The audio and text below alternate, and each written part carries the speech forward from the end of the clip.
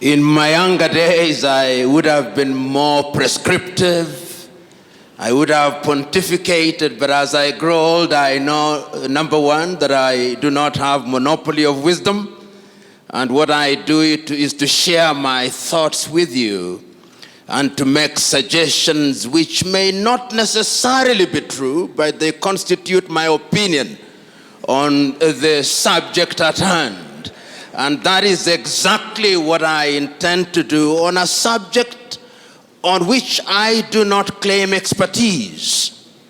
What I have done is to prepare a paper which will be circulated, and I've prepared it in two forms, in the PowerPoint form and in the Word form.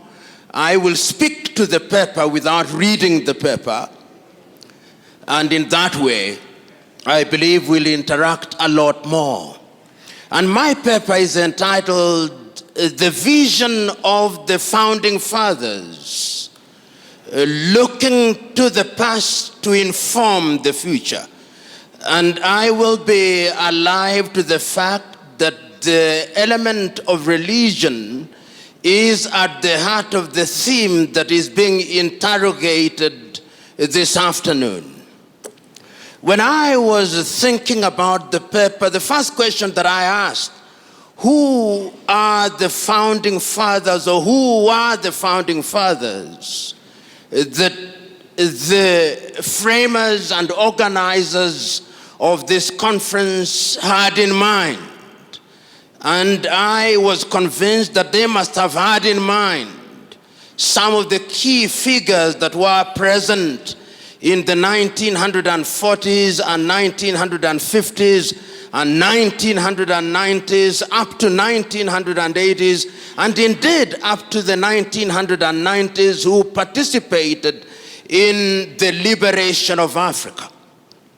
But yet, even as I thought so, I was conscious of the fact that when one examines history, particularly the history of the black people, there are a number of individuals who are founding fathers, but are rarely mentioned when we talk about Africa. One of the individuals who came to my mind is a great South African about whom we say very little, Pixley Kaisaka Seme. The South Africans in this assembly will be aware of that great South African who was one of the founders of the African National Congress.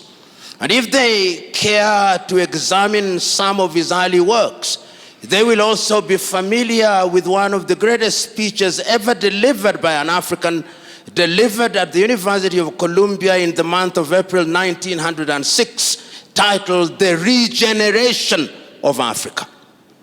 Those who have had the privilege and honor of examining that piece of writing acknowledge that Pixley Kaisaka Seme was very conscious of the status of Africa as it was in those days. You will remember that by 1906, Africa had suffered the fate of partition in Berlin, and that it had been partitioned, as we know, amongst the European powers. Prominently, the Germans had their share in West Africa. They had their presence here in Rwanda and Burundi. They were present in what was then Tanganyika. The French were present. The Portuguese were present. The English were present. The Belgians were present. The Spaniards were present. The Arabs were present, although they were not part of the club that partitioned Africa in 1884. And therefore, when he was talking about the whole idea of the regeneration of Africa, the choice of his words, because he was speaking in a foreign tongue, which I am speaking in this afternoon, he was very clear about the words that he chose. He talked about the regeneration of Africa. And when one talks about regeneration, it means that there was an Africa which had a certain level of development, and that had suffered at the hand of the foreigners, and therefore it needed to be regenerated. Those of you who are familiar with the thoughts and works of Senegal's Anta Cheikh Diop will know that Anta Cheikh Diop does recognize that there was indeed an Africa which had certain levels of civilization. In fact, the more romantic historians suggest that when Europe and Europeans were still living in the caves in the western part of Africa, there were organized kingdoms and that there were libraries which rival the largest libraries in Africa today. Indeed, those of you who are students of religion like Professor here will know that people like Augustine of Hippo or Athanasius, some of the early thinkers in religion, were resident in what may today be called the Maghreb.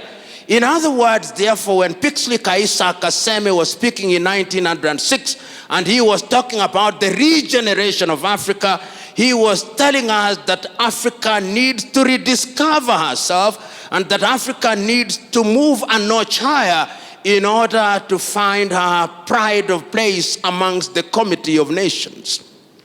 It is instructive, therefore, that the works and the ideas of Pixley Kaisa Kaseme were to be picked and developed a little later in time by other great African thinkers, yet one who is seldom mentioned, James Emmons Kwejir of Ghana, normally referred to as Agri of Africa. Many of you, particularly the Ghanaians who are here, will remember that James Emmons Kwejir was the first Ghanaian to earn a PhD and one of the early African leaders of the famous Achimota College in Accra, Ghana. And James Emmons Kwejir was indeed very clear in his mind. The story is told of James Emmons Kwejir, which I'll relate to you now that I have more time than was allotted to me.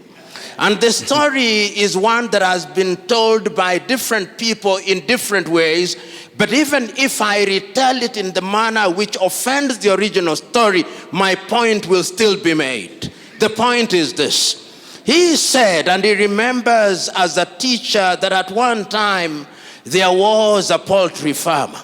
And he says that this poultry farmer could only keep one thing, because when you're a poultry farmer, you only keep chicken. But he remembers that at one time, some of his chicken that he was keeping strayed into the bush. And when they came back home, there was within their ranks another chick which did not look like them. It was the chick of an eagle. And one day, after a passage of time, a naturalist came to the farmer and saw the eagle in all its splendor. And he said, "This is not chicken, this is an eagle." But the farmer said, "I know. It was once an eagle, but it has been fed on chicken feed for too long. It has long lost its chickenhood. It has long lost its eaglehood. It has now acquired chickenhood." And the poultry farmer and the naturalist said, "No, once an eagle, always an eagle, no matter how long you are fed on chicken feed." And the naturalist said, the farmer said, "I want you to demonstrate." And in the evening, he put the chick on his palm and urged it to fly, but it refused to fly. And the story is told, the farmer said, "I told you. It was once an eagle. It was fed on chicken feed. It has lost its eaglehood. It is now a chicken."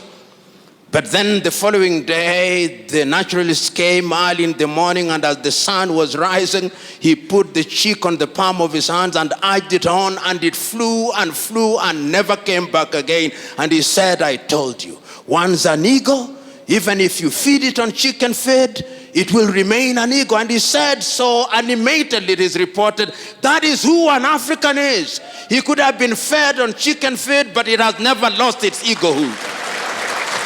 James Emmons Kwejir was underlining the fact that no matter how devastated you are, you will always have that inner self.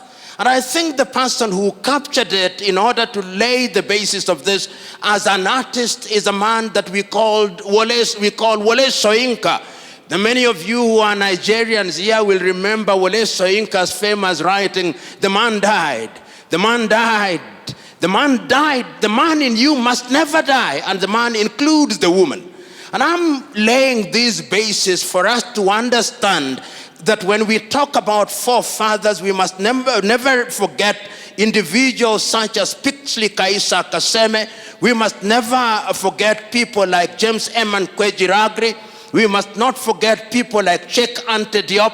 And if we want to go into the diaspora, we must never forget individuals such as Marcus Garvey of Jamaica. And we must never forget individuals such as W.B. Du Bois. And one of the things that they underscored in those early days, before I come to the forefathers that we are much more familiar with, is that Pixley Kaisa Kaseme, in his writing and his speech, which I've already talked about, he said, in order for Africa to realize our potential amongst the Committee of Nations, there is only one thing that must define African relationship with other civilizations. He called it multi-dimensional osmosis. And what he called multi-dimensional osmosis becomes much more relevant, particularly today, when we are trading with China, when the osmosis is not multi-dimensional. And the osmotic is only in one direction, is monodirectional. And what he meant at that time is that Africans must engage with other civilizations, but that engagement must be of such a nature that it is mutually beneficial and the relationship is symbiotic. And I think that that is what we want to underscore today, even as we talk about religion and the place of religion in giving pride of place to self-governance and religious freedom as an important pillar in one of the 7 pillars of Africa Agenda 2063. But yet I cannot at this stage yet go into Africa Agenda 2063 before I examine what was the vision of our founding fathers and who were they. In my own examination, and I stand to be corrected on this, whenever we talk about the founding fathers of Africa, we are normally directed to remember the 32 leaders who gathered in the month of May 1963 in Addis Ababa, Ethiopia. And I encourage us to look at the views of these individuals, but even before we go to that particular period, to look at some of the early thoughts and some of the things that animated these individuals to the extent that we now call them the founding fathers, and what it is that they had in mind that defined them as the founding fathers. And I take us back to 1957 in Accra, Ghana, on the day that the country then known as Gold Coast regained her political independence. And see how deliberate I am. I'm saying the country regained her political independence, did not acquire her independence. She regained an independence that she had lost by dint of force and by dint of both strategy and stratagem. In 1957, on the day of the regaining of the independence by Ghana, Kwame Nkrumah was as passionate as he was eloquent. He said that the independence of Ghana meant nothing unless all the other African countries were independent. And what did independence mean? Because at that time, and you will give me a little latitude in order to give some flavor to my presentation. If you look at the individuals who are present at that time in terms of the commonality and the unanimity of their vision, one had to look at Africa and understand what it is that they were talking about.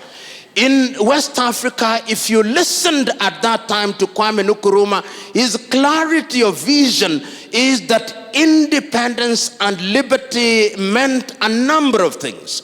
One, the liberty of the individual as individuals to exercise their thoughts and to be free to participate in their affairs, including religion as I understand it, and that therefore Kwame was conscious that the country that he had participated in liberating, which was Christian Gold Coast, but he rechristened and the people rechristened Ghana, was a multi-ethnic country and a multi-religious country and a country that was rich in her diversity. And the same was true of every other country. So that if you listened at that time in next door to in Nigeria, which was, as you know, until independence divided into three regions, the northern region, the eastern region, and the western region, you could see that even at that time in Nigeria, while the colonialist was conscious of the religious differences, the leaders of the day, even if grudgingly so, were conscious of the fact that now that they had found themselves in this geographical space, they had to tolerate each other. So that when you are listening to the Muslims in the north, when you are listening to Abubakar Tafawa Balewa in Nigeria, or the Saudaner of Sokoto, Sir Ahmadu Bello, and listening to Namdi Azikiwe, who is a Christian, they are conscious of their diversity. They are grudgingly in Nigeria, but they accept the fact that they must live together. Religion and religious differences was not given the pronouncement and the accent that we now see in the manner that I shall demonstrate when I am concluding my presentation. So that even if you left countries that had that kind of diversity and you went to Algeria and you listened to the more casual thoughts of Algeria's Ahmed Ben Bella, you could see that he was conscious of the fact that even though we were finding ourselves in potential religious conflict, we had a common vision for Africa. And in that regard, you would listen in Liberia, or rather in Algeria, to Ahmed Ben Bella. You would go down to Guinea to Ahmed Seko Touré. You would go to Egypt to Gamal Abdel Nasser, leading an Egypt that was fundamentally Muslim, but conscious of the fact that there was an Africanness. But there were also other individuals who at that time did not believe that God existed. They were persuaded that there was something called materialism, that they were persuaded by a different ideology. But even in that appreciation, they were conscious of one fact, that there was a continent called Africa, and that Africa was a continent that needed to move in one direction. And you will discover such individuals when you come to Kenya, when you come to Tanzania. We talk about people who are Christians, committed Christians, such as Julius Kambarage Nyerere. And you went down to the people who did not quite believe in Southern Africa, like Agostino Neto or Samora Moises Machel at that time. But what is critical for our presentation is that in May 1963, 32 leaders congregate in Addis Ababa, Ethiopia, at the invitation of Emperor Haile Selassie. And I invite you, ladies and gentlemen, to take time this evening or hereafter to read the speeches that were delivered by each one of them. And I've read each one of them several times. Even the ones who later disappointed us, the Spirit was on them. The Spirit was on them. And I will only isolate a few of them in order for us to appreciate how far they could see. As I stand here, I remember the speech of David Dacko of Central African Republic. He says that Africa must unite and move in one direction, for how would a little country such as Central African Republic survive in the face of the sustained machinations of the erstwhile colonial power? We know that David Dacko did not live up to the dreams that we thought he would. I listened to speeches such as those of Julius Kambarage Nyerere of Tanzania, he said, we did not come here to talk about unity or to remind ourselves how unity is important. We have come here to affirm the fact that without unity, Africa is never going to realize their potential. And one can go on to the speeches of Modibo and others and Haile Selassie and others, but it's not important to rehash those speeches because they can be located in libraries. But it's important to isolate one speech, the speech of Osagyefo Kwame Nkrumah, because that, for those of you who are French speakers, that was the pièce de résistance. It was the speech that, in my view, captured the essence of what was meant to be Africa. And the three things that stand out in the speech and therefore form the three-legged stool upon which my presentation will now be founded. He said that Africa must unite and unite immediately before the leaders who are present in that forum become used to the trappings of power. You and me know that they have now become victims of the trappings. He said that we must unite and come out of that arrangement with one army, with one currency, with one united country, because the former colonial powers had yet devised another method of controlling Africans. And he said that that thing which we later examined and recognized as neocolonialism was alive and well. And he said, if we did not do so, Africa will never realize our potential. That is the Africa about which you want me to reminisce in order for me to determine what was the vision of the founding fathers. Their vision was a united Africa. Their vision was an Africa that was united in our diversity. Their vision was an Africa that would tell her story. Their vision was an Africa that would exploit our resources for our benefit. Their vision was an Africa that would sit at the dinner table of human civilization, not as food to be consumed or as a waiter, but as a diner to enjoy the goodies of life. That was their vision. But the question is, that vision that saw Africa liberate herself from the clutches of colonialism, was it merely flag independence, as Kenya's Ngugi wa Thiong'o says, not in so many words, in his book, Decolonizing the Mind? Was it a total liberation of the peoples of Africa? In his famous television program, Kenya's Ali Mazrui, the program titled Africa, A Triple Heritage, Ali Mazrui says passionately and eloquently at once that Africa is the only continent on earth that consumes that which it does not produce and produces that which it does not consume. And he says, curiously, we are the only continent on earth that is still referred to in the following derogatory terms: Anglophone Africa, Francophone Africa, Lusophone Africa, and those who are generous even refer to some part of Africa as Arabophone Africa. He says they do not say that of Latin America, they do not say that of Asia. And if you doubt Ali Mazrui, there is now a war that is going on in the Cameroons and is characterized as a war between the Francophones and the Anglophones.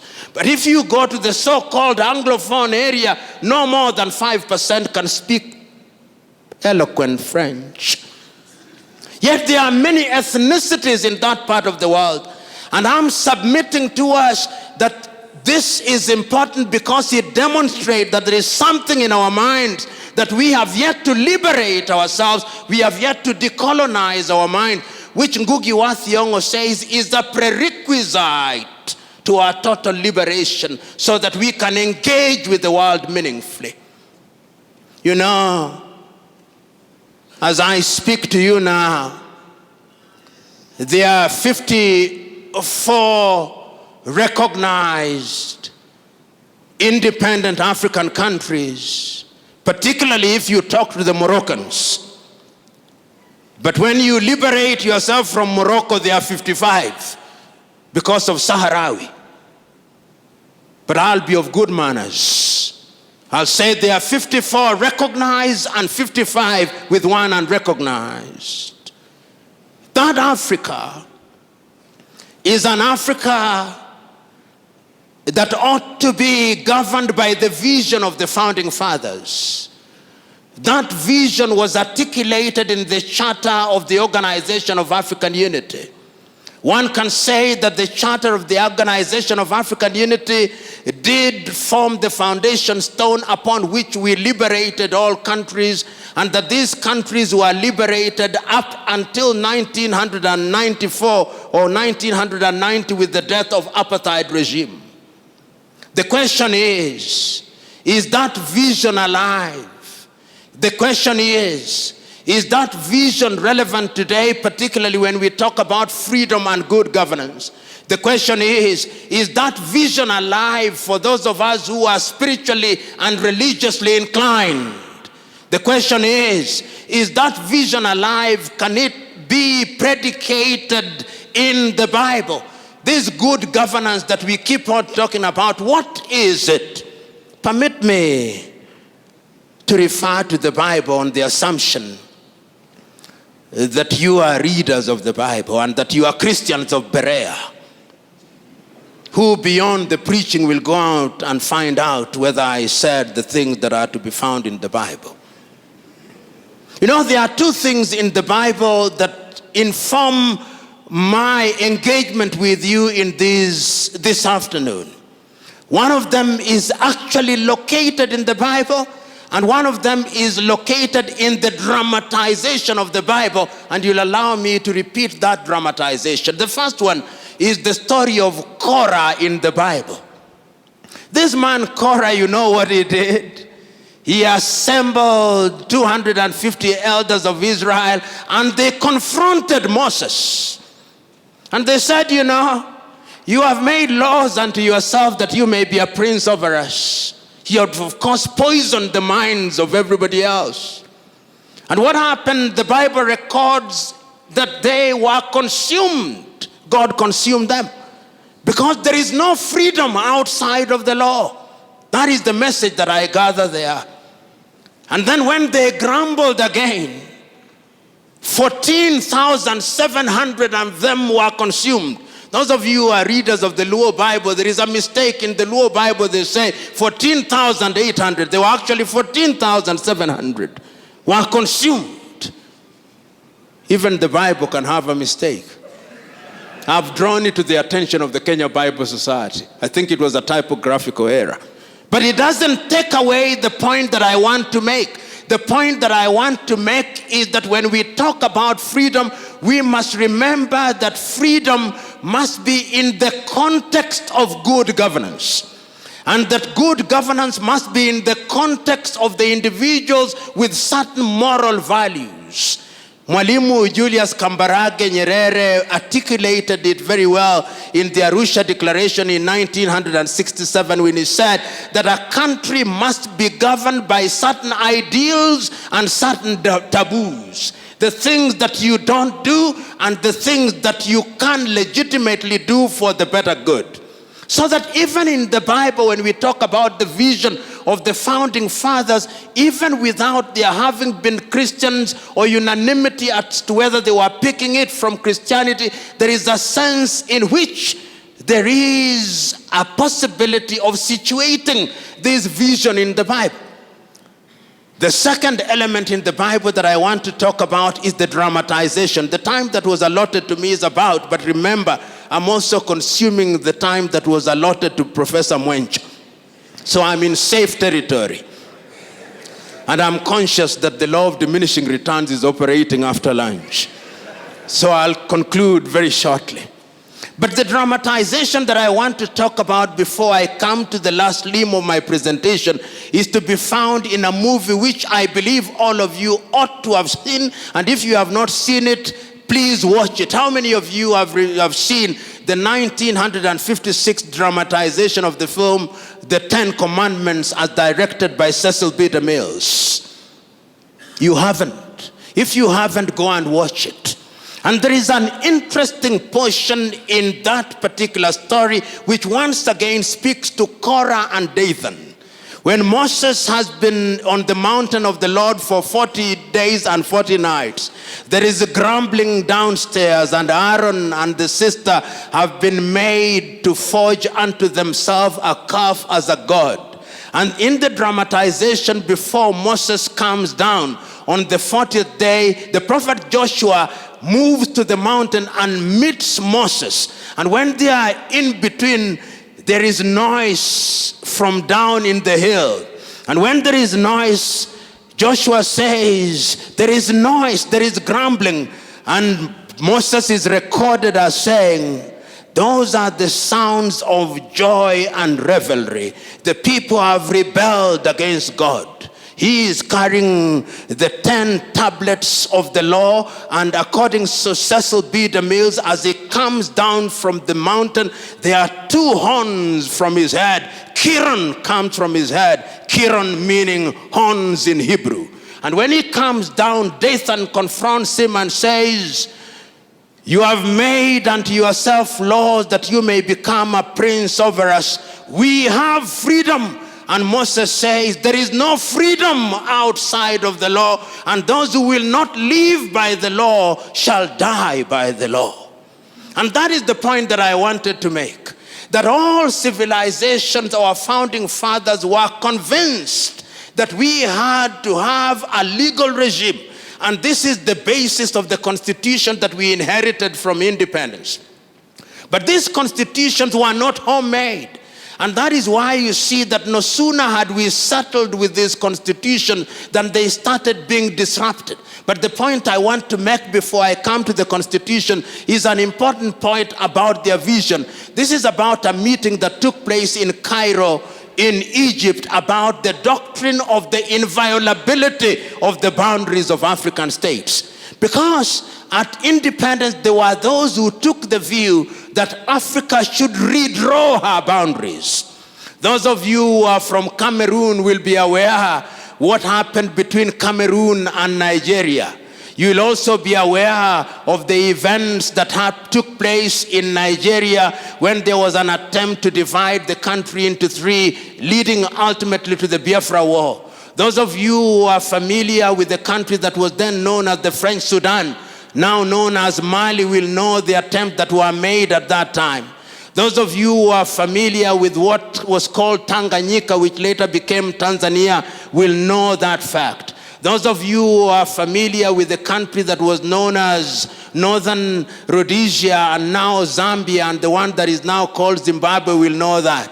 Those of you who are familiar with the history of Southwest Africa, now known as Namibia, will be aware of all these activities. So the first thing that the leader said, whether we are Muslims or Christians or animists, as we are called by other people, we shall live in one geographical territory, because the God that we worship is a God of diversity. He's the God that says that there is no Jew nor Gentile. And it must mean, if you are addressing us in Igbo or in some Nigerian language, there is no Yoruba nor Igbo. That, I think, was the vision of the founding fathers of the day. And that is why I think that when we are going to the future, the African leaders recognize one thing, that the OAU Charter, as was constituted, was only important up to a certain stage in the life of Africa. And that is why in the year 2013, the statutes that constituted the OAU were revisited, and the African Union was created. And when the African Union was created, it was created on the assumption that if we had lost 50 years, we were now going to deal with Africa from a totally different dimension and perspective. But one must ask, what is it that had informed the leaders at that time? there were a series of things that had happened in Africa, in my view, which things informed their decision. You'll remember as early as 1960, when we had barely settled in independence, the first political assassination in Africa was the overthrow of Togo's Sylvanus Olympio. And immediately after that, the murder of Patrice Emery Lumumba in 1961. And thereafter, there was a series of coups d'etats, some of them which were being informed by religious factors. So 2013 or 1981 becomes the year, 1990 rather, becomes the year when we begin to see the re-emergence of Africa. But that is not what is important. What is important is what happens in 2013. And I'm inviting those of you who are present here to go and look at the letter that was read, the imaginary letter that is written by the then chairman of the OAU Council, the South African lady called Nkosana Dlamini Zuma. It is an imaginary letter that she writes to Kwame Nkrumah. And it is written on the basis of Agenda 2063. And she writes to Kwame Nkrumah in so many words, or rather in effect she says, that I look forward to an Africa where there'll be unity amongst all African states.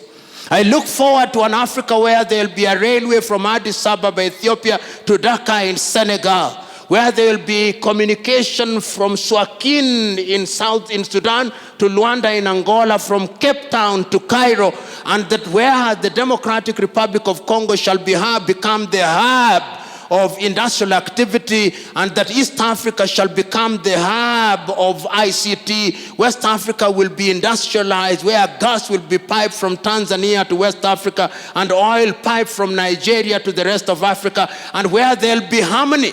And if you look at the 7 pillars of Africa Agenda 2063, one of them is that the guns will be silenced by the year 2020, so that we'll no more have South Sudan. We'll no more have Central African Republic. We'll no more have the Cameroons. We'll no more have battles and wars that are predicated upon religion. But we'll have an Africa where people enjoy freedom of movement and freedom of conscience within the law. And that we shall have an Africa where people have the liberty to enjoy what it is that they are meant to enjoy. And permit me at this time to use from another civilization what I consider that Africa to be. Many of you, as I conclude, will have read these words which I repeat and refer to oftentimes. They are the words that are to be found in the American Declaration of Independence. And I think that they are important for many civilizations. That all men are born equal. That they are endowed by their Creator with certain alienable rights.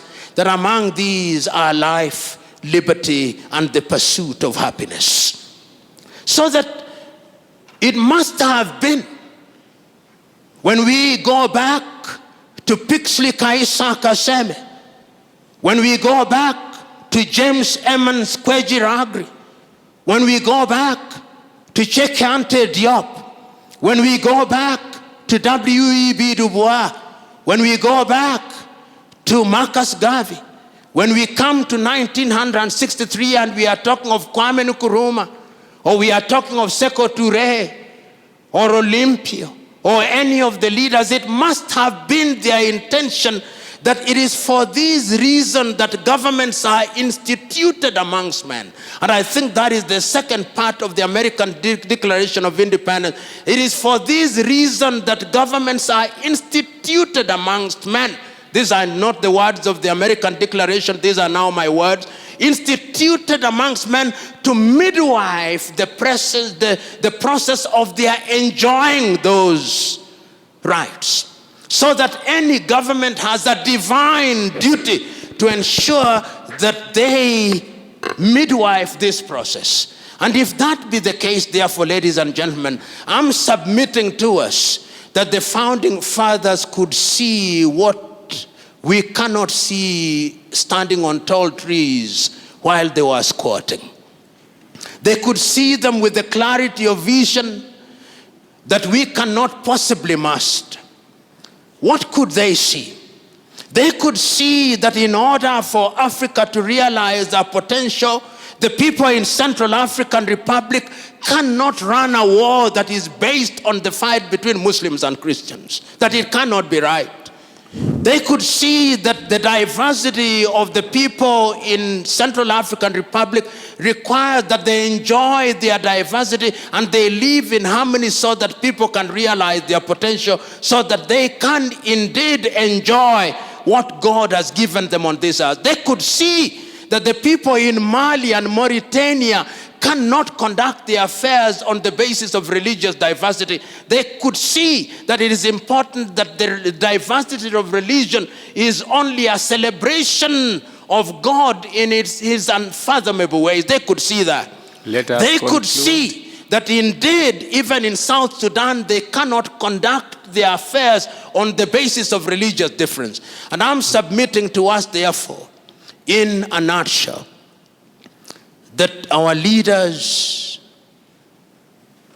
in 1963, when they sat, whether in West Africa or in North or in East or in South, conceived an Africa whose sons and daughters would enjoy liberty, and that they would enjoy liberty so that they would lead a fuller life here on earth, but they would have the freedom of choice to exercise their freedom, and that if governments were instituted amongst them, those governments would be trustees of power for purposes of creating an enabling environment. They could foresee that we are diverse with over 3,000 languages, and that in our diversity we could enjoy our unity. In the words of Kenya's Ali Mazrui, our diversity must not be a Tower of Babel, but it could, if we want it to be a Power of Babel. They could foresee that we must recognize that we have no monopoly of wisdom or monopoly of knowledge, and it is not for us to judge, and our duty is only to fulfill our affairs.